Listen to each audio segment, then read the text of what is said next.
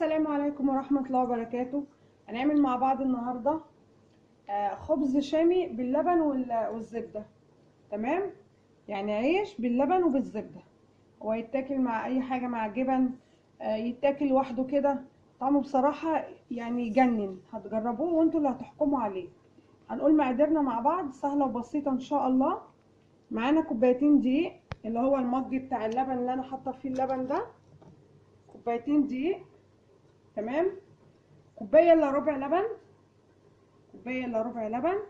معلقه زبده سمنه، اللي متوفر حطي منه، مفيش اي مشاكل.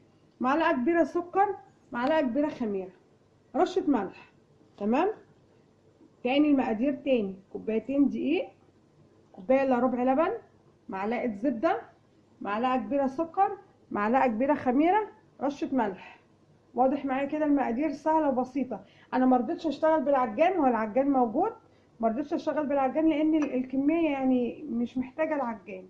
هنعملها بايدينا، عشان اللي مش متوفر عنده عجان يشتغل بايده، مفيش حاجه تقف مع ان شاء الله. هنعجن كده. بصوا حبايبي، هنحط المواد الجافه كلها.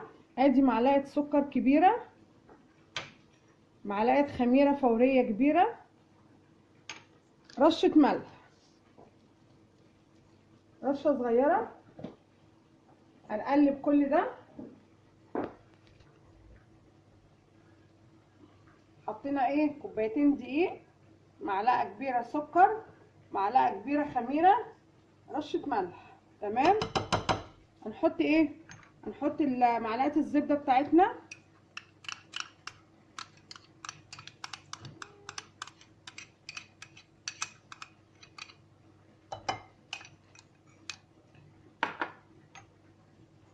وهنعجن باللبن بتاعنا حسب ما الدقيق بتاعك بقى يعجن معاكي. احتاجنا لبن تاني هنحط، لقيناه زياده هنشيل منه.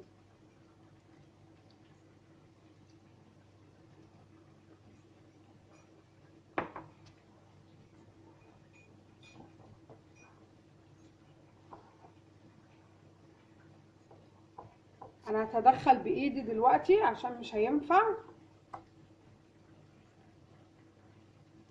دي كوبايه الا ربع لبن، لو احتجت لبن هقول لكم ان انا حطيت لبن تاني. كده ايه؟ ايدينا اللي هتتدخل بقى المره دي كده، الخطوه دي.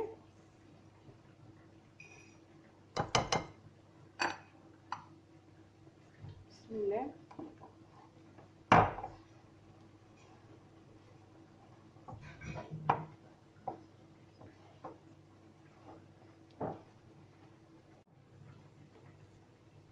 بصوا حبايبي، اشتغلي فيها كده شويه.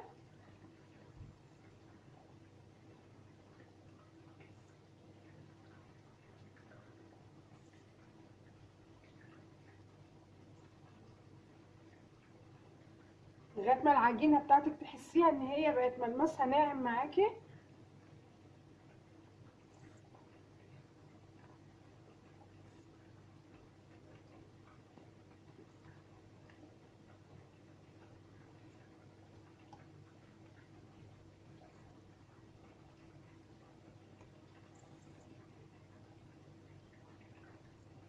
بصوا شكلها، شايفين شكلها معانا؟ هنحطها بقى في البوله بتاعتنا وهنغطي عليها بالاسترتش نص ساعه لغايه ما تخمر معانا. تمام. وبعد ما تخمر هنقول هنعمل فيها ايه. بصوا حبايبي كده، بعد ما العيش بتاعنا اختمر، تمام، شايفينه؟ بسم الله ما شاء الله.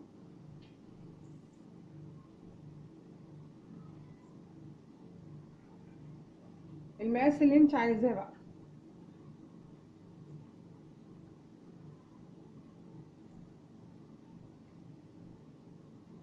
بعد ما تكوريها كده برضو هنكورها مع بعض وهنفردها وهنسيبها ترتاح شوية، 5 دقايق او 10 دقايق، مش كتير.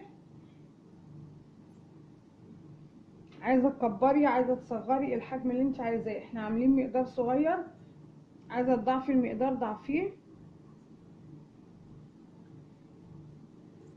عايزه تعملي كوبايتين جربيه في الاول اعملي برضو.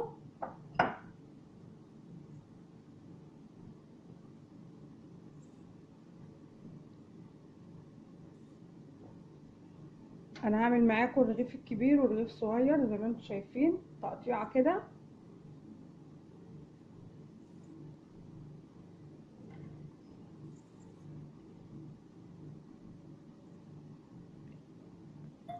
وادي حبايبي الكميه بتاعتنا. عايزه تكبري الرغيف عن كده براحتك، عايزه تصغريه براحتك زي ما تحبي. هنبدا باول رغيف عملناه.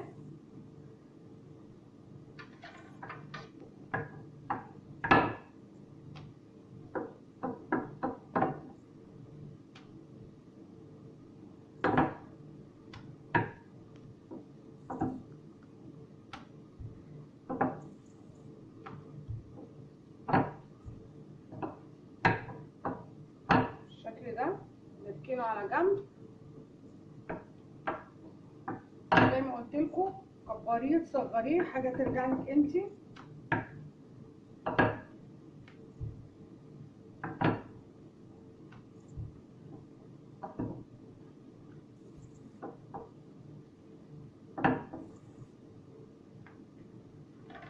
زي ما انتم شايفين الموضوع سهل مش صعب.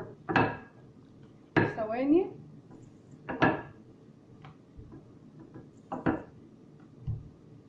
ممكن من غير نشابه كمان تفرديه بايديكي لو ما عندكيش نشابه.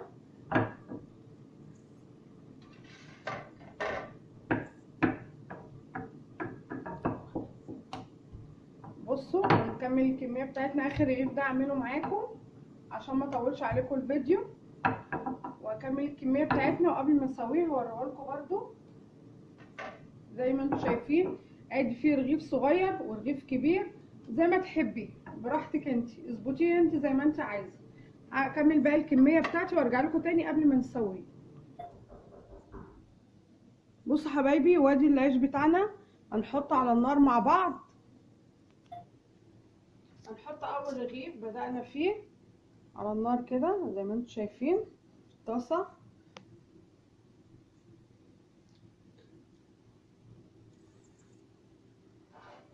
وهنقلب فيه كتير، يعني اول ما نحطه كده نحس ان هو بقى من تحت يعني تشمع شويه هنروح قلبينه على طول.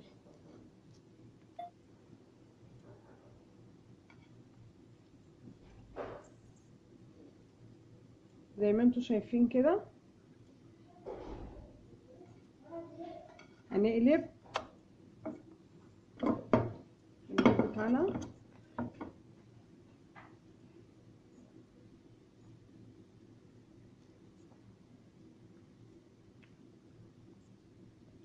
ما بنكملش ثواني وبنقلبه من الجنب ده للجنب ده، من وش لوش كده.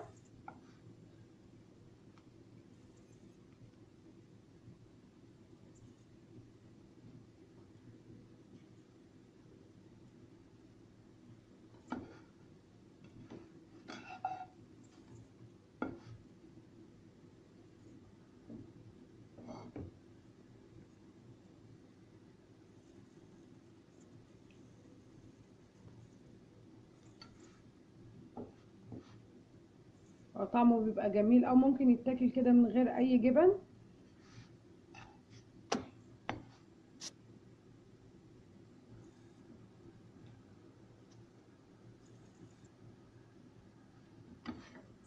عايزه تحطيه في الفرن حطيه مفيش مشاكل، عايزه تعمليه على الطاسه من فوق برضو عادي زي ما تحبي.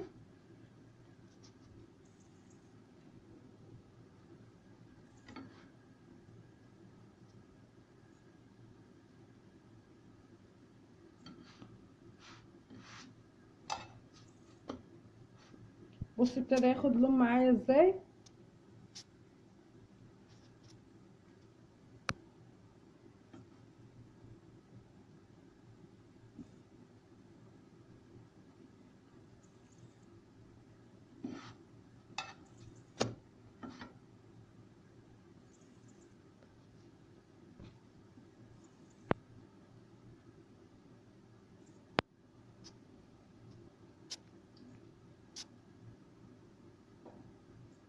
ممكن تحشيه جبن، تحطي كده يبقى رغيف واحد وتحطي نوع جبنه، اي نوع جبنه، وتحطي التاني عليه وتقفليه وتحطيه برضه على النار من فوق، بيبقى جميل.